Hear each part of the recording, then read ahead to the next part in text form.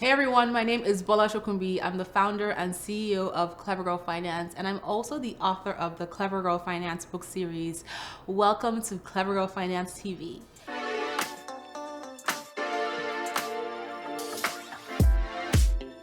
So today I'm back with another episode of our Real Women Talk Money video series.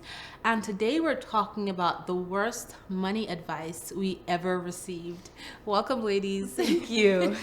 Please introduce yourselves. Hi, my name is Carly. Hi, my name is Yasmir.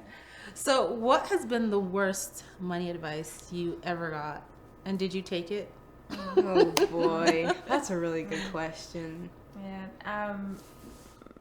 Yes. Wow. So it's interesting because my family, they're completely different. Like from my mother's side to my father's side. My mother's side was you get money, you spend it. Forget about savings. You're gonna retire on Social Security. Whereas my father's side of the family is you spend as little as possible and save the rest. So it was just very conflicting. I sided more with my mom. I'm like, yes, money should be spent and and enjoyed because you don't never know when it's time for you to leave this earth. But then I grew up and I saw that my mom was always anxious and worried about money. My dad's like, I have money in the bank and goals, and he achieved so much. So I started looking at my father for money and where I should go in life with that. So basically, you were told to spend. Yes. Spend it all. Yes. I remember my grandfather would say, you get a job, you're going to travel, you're going to spend, and he would, any money, any income that he would have, he would spend it. And it was on things that are so unnecessary, like lottery tickets and yeah. So I just saw how my mom's side of the family struggled with money and my dad's side of the family was a little bit more well off. What about you, Carly? Yeah, I think, honestly, I think some of the worst financial advice that I've gotten revolved around education. So there were a lot of people in my life that told me that going to school, that it would be a constant reminder of going to school is going to put you in debt, which I knew. I knew that was a potential, for going to school. But I had a lot of people telling me, do you really want to put yourself in debt?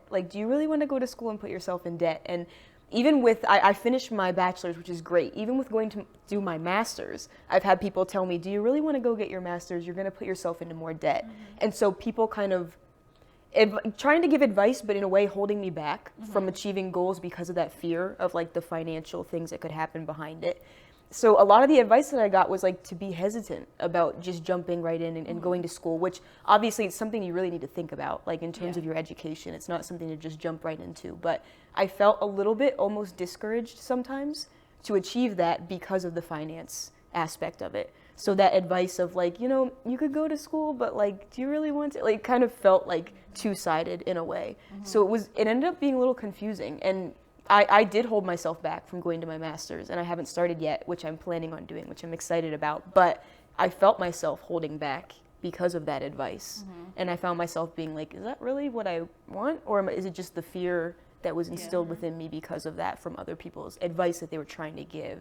But yeah. And I think sometimes people give advice like that based on their own personal experiences. It didn't work out for me, so I don't recommend that you do it. Right. But then you may both have different goals and different plans and different approaches to being able to pay for college or pay for grad school. So sometimes people reflect their own mistakes on in the advice that they give you. Yeah. And it's with good intention, but it may not always be for you, right? And it's not just with school, it's in relationships, it's in raising your kids, it's with career. That happens to me a lot where people will, and sometimes I catch myself doing it and I have to be mindful that no, this was your experience doesn't mean that's going to happen to that person. So give them neutral advice, not advice that's biased based on what you have experienced. That's important. Yeah, that's so true. I had a coworker. I spent a decade at a job that was paying me pennies basically, and my coworker, which we became close friends, he was like, no, stay here, the schedule is flexible, you can go to school. But at the end of the day, I lost on the opportunity to grow professionally and make more money. And I noticed that he was, he's been there way longer and is scared of change. And so when I realized that, I say, okay, now I know where his advice is coming from, is his fear of like, okay, if I leave this place, like I'm not gonna get anything better. So once I understood that, I said, love you, but I appreciate you. it's not gonna be me. Yeah. So I'll tell you 2 instances of really terrible advice that I got that I did not take, but it was advice that was given to me. So the first one was back in college, just before I was about to graduate. One of my college friends, who I've since lost touch with, wanted to come to New York City to go shopping. And in my head, she'd been saving all this money because I was trying to save money to go on the shopping spree. And a few days before the trip, I go to her house because she was from the city, to kind of like just talk about what we're going to wear, where we're going to go. And she's like, girl, I'm ready. I'm like, what are you ready to do? And she brings out all these store cards. And she applied to all these store cards. She's like, wow. did you get yours? I'm What? like, get my what? And I'm like, how are you going to pay? She's like, pay what? Girl, just get the store cards. What? Yeah. Wow. So I mean, did not get the store cards. I had my $300 I had saved. I helped her carry all her bags. I mean, I helped her pick everything out, and I'm like, listen, good luck to you. good luck. Great. Excellent. Because I told you this was a bad idea. I told you not to do it, but she did it. I was like, how are you going to pay? I don't think that's it. She's like, pay what, girl, please? And this was before when we even really credit what? Good credit? Who cares? What is credit? Like, we were in college. Like, who? So that was one. And the second one, that was so funny. But I do hope that she recovered. It's not funny when you think about it. Hopefully. Second one was from a coworker. And she was like, we were both single at the time, dating. She's like, what does your boyfriend do? She's like, are you guys going to get married? She's like, my boyfriend does XYZ. As soon as we get married, I'm going to quit my job and spend his money. You should do that too. She's like, who wants to work here forever? Who wants to do this forever? And I'm like, you're going to quit your job? How are you going to get money? She's like, I'm going to spend his money. Oh, no. I'm like, but what if something happens to his money? Yeah. What if the relationship doesn't work out? Right. She's like, I'm definitely not doing this. And I'm like, Yikes. I should, after all the hard work my mom has done to help me go to college, after where I'm coming from, I'm going to find her husband and then quit my job so I can spend his money. I've never seen that turn out well. And it reminded me so much of my mom's friends who, unfortunately, and this was just by virtue of the time, where the mother's role was stay-at-home mom. That was what my mom was when we were very young. And I've seen that where, they don't even get to spend his money because he dictates what I'm going to give you to spend. This is for groceries. This is what I feel like giving you. And you have no business knowing anything else about any of the other finances. And, it was that was how my mom started out with her friends in that era of time. And that's what came to my mind when this girl was talking about, I'm going to quit my job and spend his money. I'm like, do you think he's really going to let you spend his money? Right. You know what that might I'm like, actually you know look what? like? I'm going to work. I'm going to stand on my own 2 feet. Right. I'm going to be successful. I don't want to base my goals around finding a husband so I can quit my job and spend his money. What if we get divorced? Right.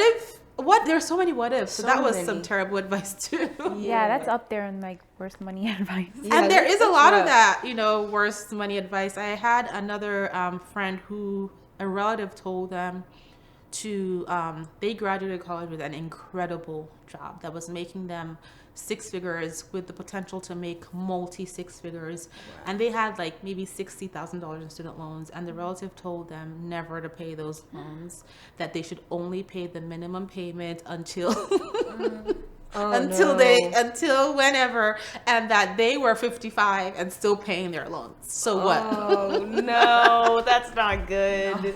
No. Imagine all the interest that accrued and what he could have used the money that he had paid in interest for to even expand his wealth. So there is some terrible money advice out there. Yeah. And I think, sometimes people take bad advice. I've definitely taken bad advice. I've hired terrible contractors. I've I've bought something on somebody's recommendation that was a terrible idea.